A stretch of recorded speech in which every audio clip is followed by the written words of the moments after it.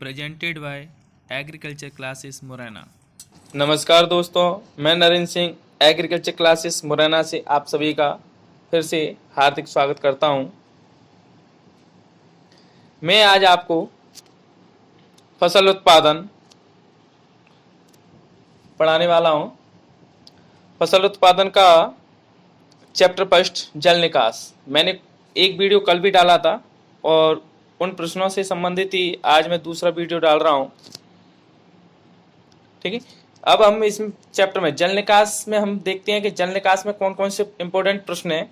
वो मैंने आपको प्रश्न लिखे हैं। जल निकास की परिभाषा, जल निकास के उद्देश्य या लाभ या महत्व, जल निकास पर प्रभाव डालने वाले कौन कौन से कारक होते हैं उनके बारे में। इसके अलावा भूमि में अतिरिक्त जल से होने वाली हानि, क्या क्या हानि होती है भूमि में ज़्यादा पानी की वजह से। खुली या भूमिगत नालियाँ बनाते समय कौन कौन सी बातों का ध्यान देना चाहिए। जल निकास की प्रणालियाँ क्या हैं, कितने प्रकार की होती हैं, जल निकास के तरीके क्या हैं या विधि क्या हैं, उनके बारे में आज हम पढ़ेंगे। चलो तो वीडियो स्टार्ट करते हैं। पहला प्रश्न, जल निकास की परिभाषा। कल भी मैंने आपको बताया था कि भूमि की आवश्यकता से अधिक जल को कृत्रिम विधि द्वारा बाहर निकालना ही जल निकास कहलाता है। ठीक है। दूसरी परिभाषा है, खेतों में फालतू पानी को, जो हमारे खेत होते हैं उनमें जो फालतू पानी भर जाता है उनको हम कृत्रिम रूप से, कृत्रिम का मतलब होता है मनुष्यों के द्वारा, मानव के द्वारा उस पानी को खेतों से बाहर निकालना ही क्या कहलाता है, जल निकास कहलाता है। नेक्स्ट प्रश्न देखते हैं, जल निकास के उद्देश्य।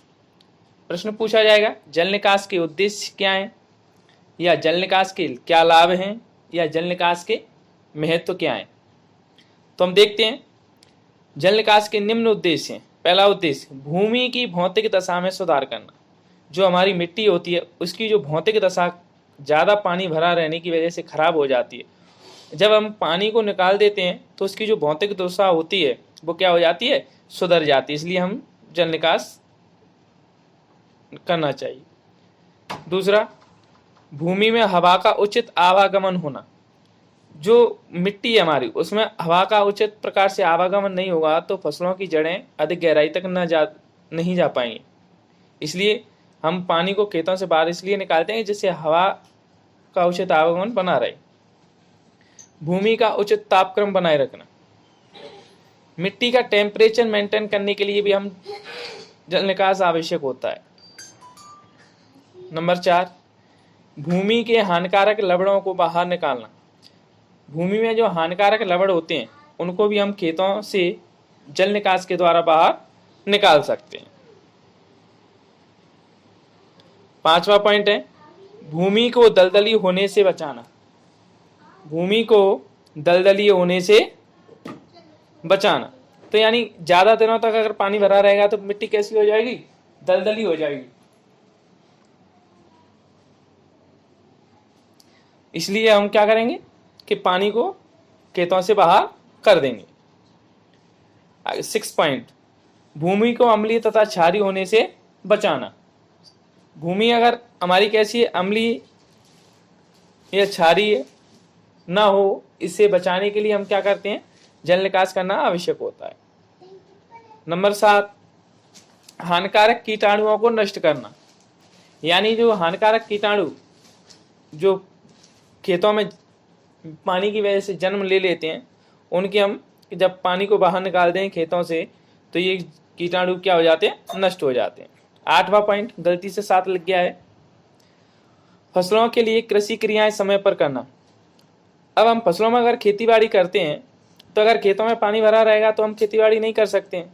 उसमें बीज की बुवाई या जुताई नहीं कर सकते। पहली बात तो उसमें बीज बुवाई नहीं कर सकते हैं। इसलिए जब तक हम पानी को बाहर नहीं निकाल देंगे तब तक उसमें हम कोई भी कृषि क्रिया नहीं कर पाएंगे। ठीक है, अब देखते हैं नेक्स्ट प्रश्न, जल निकास पर प्रभाव डालने वाले प्रमुख कारक। यानी जल निकास पर कौन कौन से कारक हैं जो प्रभाव डालने का कार्य करते हैं। तो जल निकास पर निम्न आपको नीचे 5 कारक लिखे हुए दिख रहे होंगे, ठीक है। तो पहला कारक है भूमि का ढाल। कल भी मैंने ये समझाया था आपको, दोबारा से फिर समझा रहा हूं। भूमि का ढाल, अधिक ढाल वाली भूमि में मेड़बंदी करके या सीढ़ी नुमा खेत बनाकर, यानी अधिक जो ढालू भूमि होती है, ज्यादा ढाल वाली भूमि है, उसमें हम क्या करेंगे, या मेड़ बांध देंगे, मेड़बंदी कर लेंगे, या सीढ़ी नुमा खेत बनाएंगे और खेत बनाकर बंद नालियों का निर्माण किया जाता है। यानी जो ज्यादा ढालू भूमि होगी उसमें हमेशा बंद नालियों का निर्माण करना चाहिए। इसके विपरीत यदि ढाल कम है तो हमें कैसी नालियों का निर्माण करना चाहिए, खुली नालियों का निर्माण करना चाहिए। दूसरी हेडिंग है भूमि की किस्म। भारी मृदाओं जैसे दोमट मिट्टी, चिकनी मिट्टी, काली मिट्टी, कपासी मिट्टी में खुली नालियां बनाना चाहिए, क्योंकि ऐसी भूमि में मिट्टी के कण जल के साथ कम मात्रा में घुलकर बहते हैं। ये जो मिट्टी होती है, जैसे काली मिट्टी है, दोमट मिट्टी है, चिकनी मिट्टी है, इनमें जब वर्षा ऋतु में पानी ऊपर से बरसता है तो ये मिट्टी पानी के साथ कम मात्रा में घुलती है और खेतों से बाहर जाती है। इसलिए ऐसी जगह पर हमें खुली नालियों का निर्माण कर सकते हैं। इसके विपरीत यह हल्की मिट्टियाँ, हल्की भूमि है, जैसे रेतीली मिट्टी है, बलुई मिट्टी है, तो इन मृदाओं में हमें कैसी नालियां बनाना चाहिए, बंद जल निकास नालियां बनाना चाहिए, क्योंकि ऐसी भूमि, ये भूमि मिट्टी के कण के साथ या जल के साथ अधिक मात्रा में घुलकर बहने का कार्य करते हैं। नंबर 3, भूमि की कीमत। मूल्यवान भूमि में बंद नाली अधिक लाभदायक होती है। अगर अधिक महंगी जमीन आप लोगों ने खरीदी है तो उसमें हमेशा बंद नाली अधिक लाभदायक होती है, क्योंकि इन नालियों के निर्माण से जो नालियां बनाई जाती हैं, जिन नालियों ने जो जगह घेरी जाती है वो इसमें नहीं घेरी जाती है। यानी इससे क्या होगा, कृषि योग्य भूमि का क्षेत्रफल कम नहीं होगा। जबकि कम कीमत वाली भूमि में खुली नालियों को बनाना चाहिए, क्योंकि इनके निर्माण से में खर्चा कम आता है। क्योंकि जो खुली नालियां होती हैं वो कम पैसों से बन जाती है और जो बंद नालियां उनमें पैसा अधिक खर्च करना पड़ता है। नंबर 4, उत्पन्न की जाने वाली फसलें। बंद नालियों का निर्माण ऐसी भूमि पर किया जाता है जो अधिक उपजाऊ हो। बंद नालियों का उत्पन्न की जाने वाली फसलों से मतलब है कि बंद नालियों का निर्माण ऐसी भूमि पर करना चाहिए जो अधिक उपजाऊ है, यानी ऐसी मिट्टी जो ज्यादा उत्पादन देती हो, ऐसी जगह पर हमें बंद नालियों का निर्माण ही करना चाहिए। इसके विपरीत ये अधिक कम उपजाऊ भूमि है, कम आय वाली फसलें बोई गई हैं, तो वहां पे हमें खुली नालियों का निर्माण करना चाहिए। अगली हेडिंग है किसान की आर्थिक दशा। बंद नालियों के निर्माण पर खर्चा अधिक आता है। ये मैंने आपको अभी भी बताया था कि जो बंद नालियां होती हैं, बंद नालियों का मतलब होता है सीवर लाइन, जमीन के अंदर नालियां बनाना, ठीक है। तो बंद नालियों में क्या होगा, खर्चा अधिक आएगा, अतः अमीर किसानों को बंद नालियों का निर्माण करना चाहिए। जो पैसे वाले लोग हैं, अमीर किसान हैं, उनको हमेशा बंद नालियों का निर्माण करना चाहिए। इसके विपरीत यदि किसान गरीब है तो उसे हमेशा खुली नालियों का निर्माण ही करना चाहिए।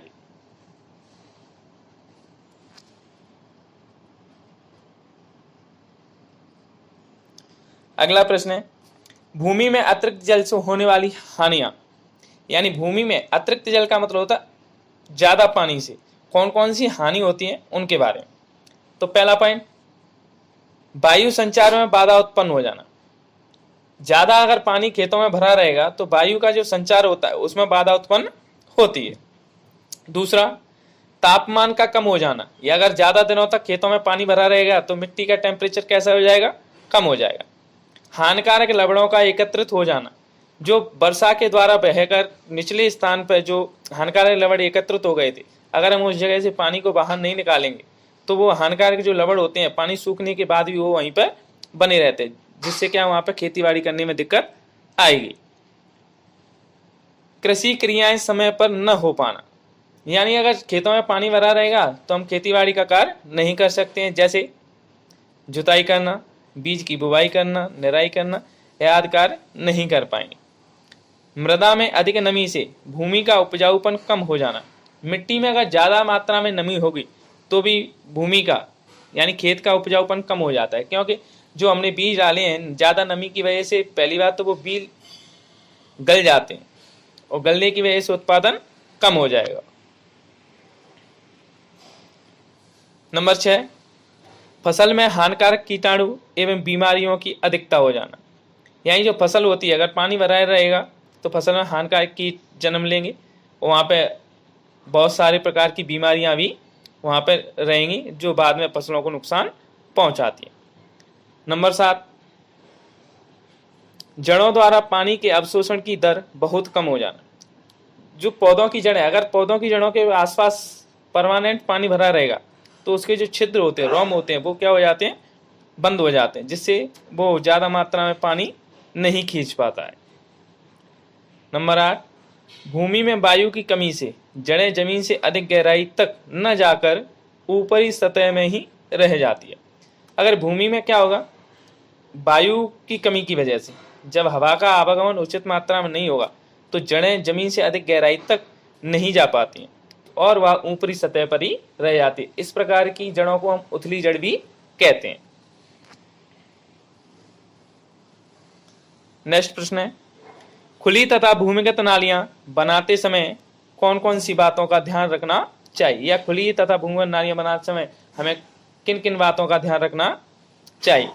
अगर आप खुली या भूमिगत दोनों ही प्रकार की, यानी ओपन नाली या सीवर लाइन प्रोजेक्ट वाली नाली आप बना रहे हैं तो आपको कौन कौन सी बातों का ध्यान रखना चाहिए। नंबर 1, भूमि के प्राकृतिक ढाल का ध्यान रखना चाहिए। सबसे पहले हमारा खेत का ढाल किधर की तरफ है, सबसे पहले हमें ये ध्यान रखना चाहिए और जिस तरफ ढाल हो उसी तरफ हमें नालियां बनाना चाहिए। नंबर 2, खेत में मुख्य नाली व सहायक नाली सीधी बनानी चाहिए। खेत में एक बड़ी नाली होगी जो मुख्य नाली या मुख्य नाला बोल सकते हैं, और उसमें छोटी छोटी सहायक नालियां होती हैं, इनको हमेशा सीधा बनाना चाहिए। नंबर 3, सहायक नालियों में ढाल अधिक रखना चाहिए। जो मुख्य नाली है, मुख्य नाली से जब सहायक नालियों को जोड़ते हैं तो उनमें ढाल कैसा होना चाहिए, अधिक होना चाहिए, जिससे आसानी से सहायक नालियों का पानी मुख्य नाली में आ जाए।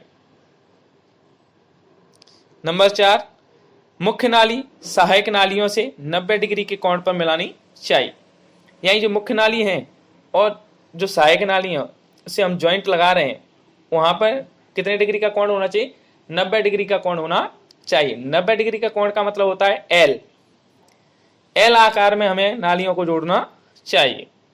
नंबर 5, जल निकास नालियों की दूरी रेतीली मिट्टी में 40 से 45 मीटर तथा चिकनी मिट्टी में 20 से 25 मीटर रखते हैं। जल निकास की जो नालियां हम खेतों में बनाते हैं वो रेतीली मिट्टी में हम 40 से 45 मीटर की दूरी पर रखते हैं, क्योंकि रेतीली मिट्टी क्या है, पानी के साथ जल्दी से घुल जाती है और इसलिए वो जल्दी से नाली में पहुंच जाएगी, इसलिए हमने नालियों की जो दूरी है वो ज़्यादा रखी है।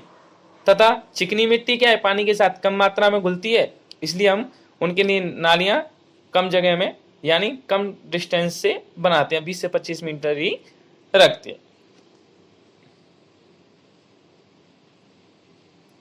अगला प्रश्न है, जल निकास की प्रणालियां।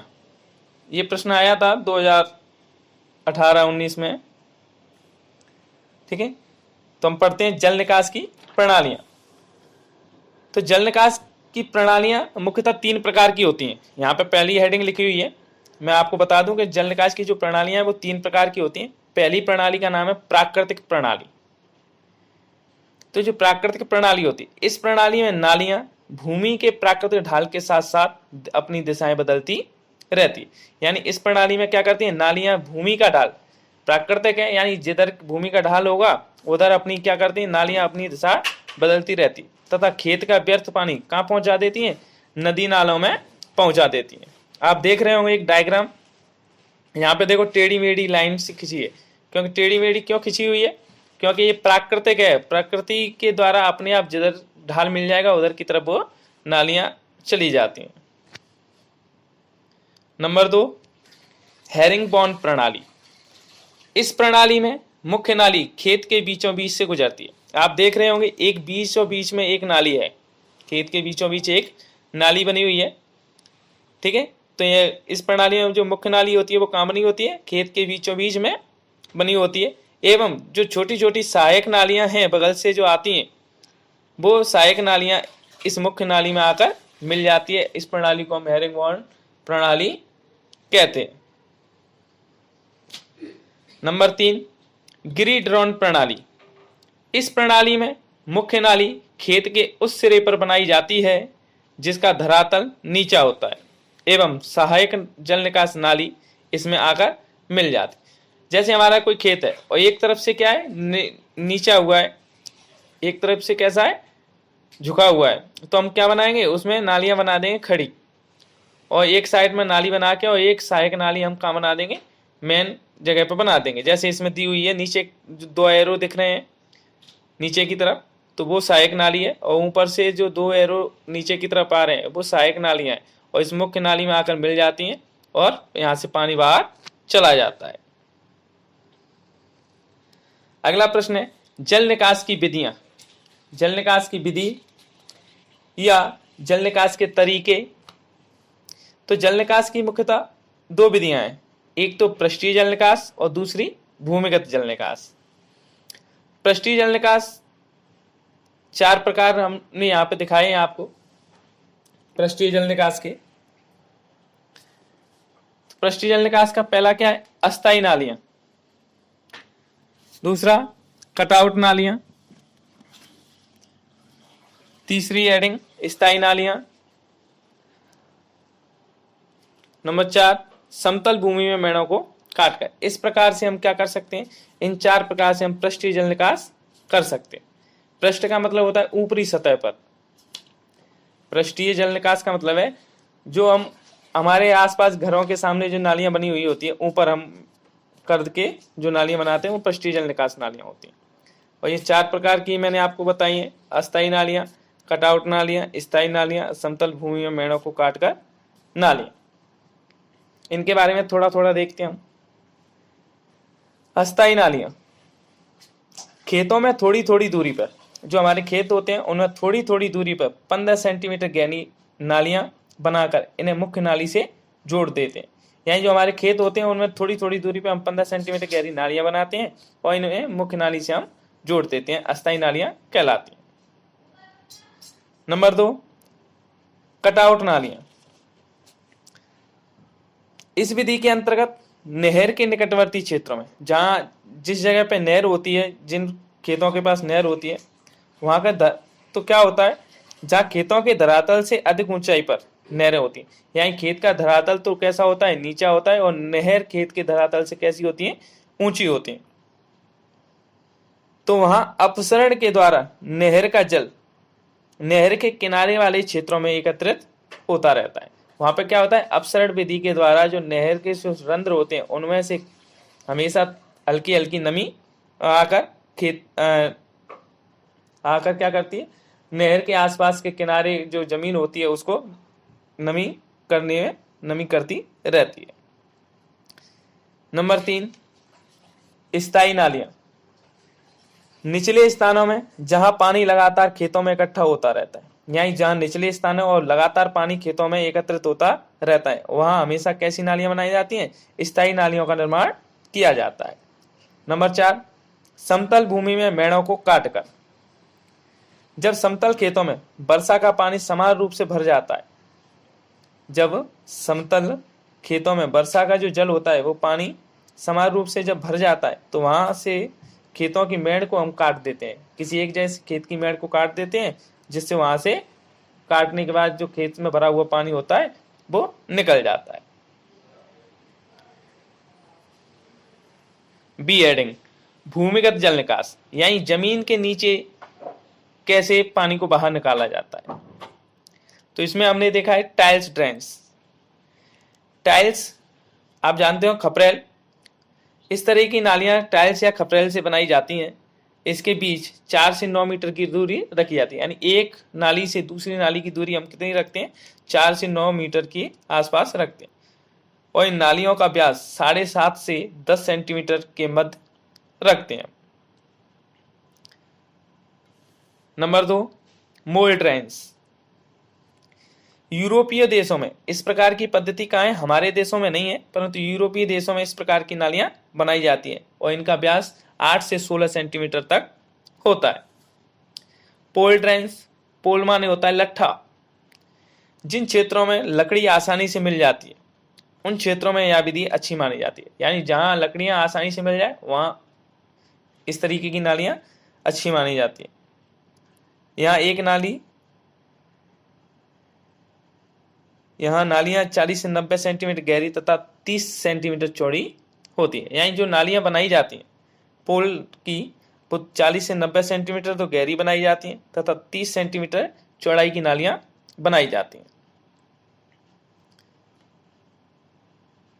पाइप जल निकास, इसके अंतर्गत 10 सेंटीमीटर व्यास के छिद्रयुक्त लोहे के पाइप सहायक नालियों में दबा दिए जाते हैं। इसमें क्या करते हैं, इसके अंदर 10 सेंटीमीटर व्यास के हम पाइप लेते हैं और उनमें छिद्र कर लेते हैं और छिद्र करके सहायक नालियों में दबा दिए जाते हैं और जिन्हें मुख्य नाली में जोड़ दिया जाता है, जिससे पानी क्या होता है इन नालियों के द्वारा